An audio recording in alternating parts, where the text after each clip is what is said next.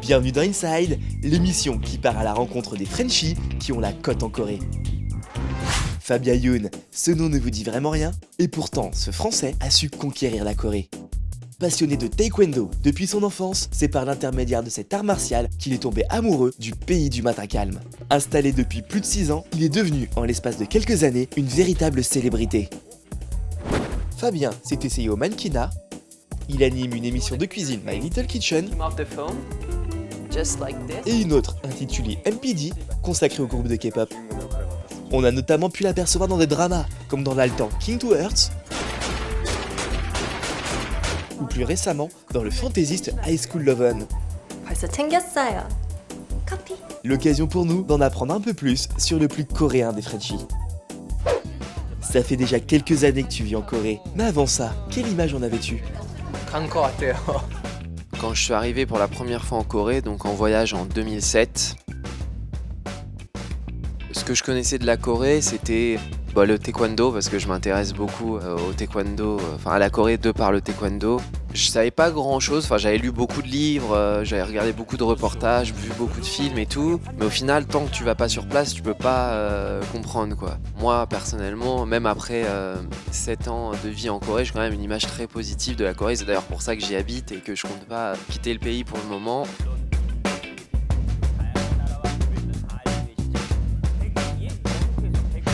Et qu'est-ce qui t'a le plus marqué ? Je peux pas dire un moment, un passage précis, mais je vais dire les années de théâtre que j'ai fait qui ont quand même beaucoup changé. D'une, qui m'ont fait énormément progresser en coréen, qui m'ont fait apprendre beaucoup de choses au niveau de la culture coréenne et de la société coréenne, de comment vivaient les Coréens. Parce que comme je t'ai dit, j'arrivais le matin à 8h et je repartais le soir à minuit. Donc c'était vraiment, à part le temps que je passais dans mon lit, c'était j'étais tout le temps avec eux quoi. Donc j'ai appris beaucoup de choses de ces 2 ans et même s'il y a eu beaucoup de moments difficiles à ce moment-là, c'est quand même quelque chose qui m'a apporté beaucoup, je pense, au niveau personnel dans ma vie en Corée.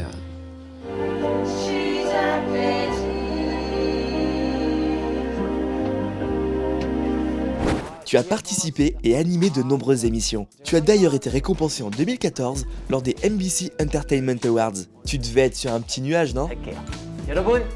J'ai eu un prix, donc on a eu pour l'émission I Live Alone, on a eu le prix du teamwork, donc esprit d'équipe, meilleur esprit d'équipe. Et pour une récompense individuelle, j'ai eu le prix de la nouvelle star, New Star Sang. C'était irréel quoi, c'était les Oscars de la télé, je les ai regardés tous les ans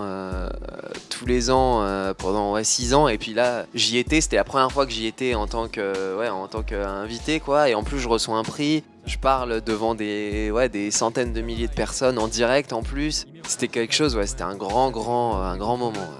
Donc beaucoup de satisfaction, beaucoup de fierté aussi et j'espère un autre prix l'année prochaine.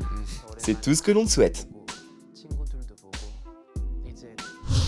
Et niveau cœur, doit-on s'attendre à voir annoncer prochainement dans les tabloïds coréens un nouveau couple ? Je pense que tout le monde, vous vous en doutez bien quoi. Il y a 2 types de célébrités coréennes. Ceux qui vont exposer toute leur vie, non seulement leur vie personnelle mais leur vie amoureuse. Et il y a les autres. Moi je fais partie des autres. Ok, on comprend. On peut dire que tu t'es bien intégré maintenant. Mais à quel moment t'es-tu dit « C'est bon, on me considère vraiment comme un Coréen ». Pendant 2 ans vraiment dans ce milieu, je suis pas rentré en France. J'ai pas vu d'étrangers pendant 2 ans, je parlais que coréen, je réfléchissais plus comme un coréen qu'autre chose quoi. Et c'est à partir de ce moment-là, même dans les émissions de télé, ils ont commencé, des fois c'était même, j'avais le droit, par exemple les journées de vote, c'est t'as été voté et tout, et je leur fais mais non, moi je suis pas coréen, moi je suis français et tout, et ils disaient ah mais oui c'est vrai, tu votes pas toi. Et c'était plein de choses comme ça, et naturel pour eux, j'étais devenu un coréen. Ça demandait beaucoup d'efforts, beaucoup de temps, mais au final ils m'ont accepté comme un des leurs, et c'est vraiment quelque chose qui m'a touché aussi quoi, parce que c'était pas facile. Oh, 깼다? Et maintenant, c'est parti pour un petit test inside spécial gourmandise. Alors, plutôt spécialité coréenne ou bien de chez nous? Niveau boisson, plutôt soju ou cidre? Cidre et soju. Le cidre en France, c'est une boisson qu'on boit de temps en temps, quoi, qui s'accorde avec certains plats, quand on va boire ça avec des crêpes. Et le soju, c'est quelque chose, enfin, c'est une partie de la culture coréenne, quoi, qu'on va boire avec les amis, souvent, qui se boit pas du tout de la même manière, qui se boit en shot, et qui se boit pas du tout dans le même but quand on va boire du soju quand même pour faire la fête. Je vais dire cidre quand je suis en France, soju quand je suis en Corée. Boire c'est bien, mais en accompagnement, plutôt galette coréenne ou galette sarrasin?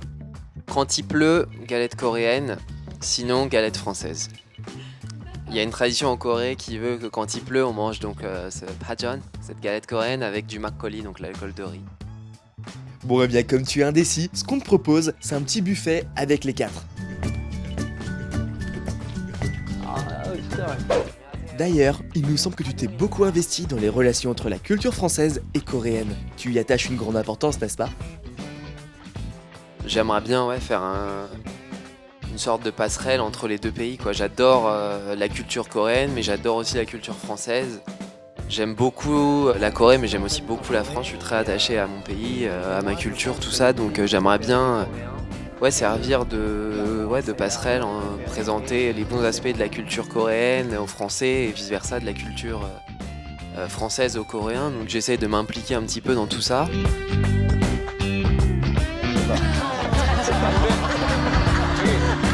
Et avant de te laisser, quelles sont tes recommandations niveau drama et K-pop du moment? Avant de partir en France, j'étais en train de regarder Blood, je pense pas que ce soit passé encore, c'est sur KBS. C'est avec un ami à moi qui s'appelle Han Jae-hyun et Koo-hae-sun, donc qui jouait dans Godboda Namja. Pour la K-pop, j'ai bien aimé la dernière de Infinite H, Yepo. En anglais, je crois que c'est Pretty. Donc Infinite H, donc c'est la version hip-hop de Dongwook et Hoya, pardon. Le clip était sympa aussi. Ils ont fait un petit clip version manga qui était assez sympa.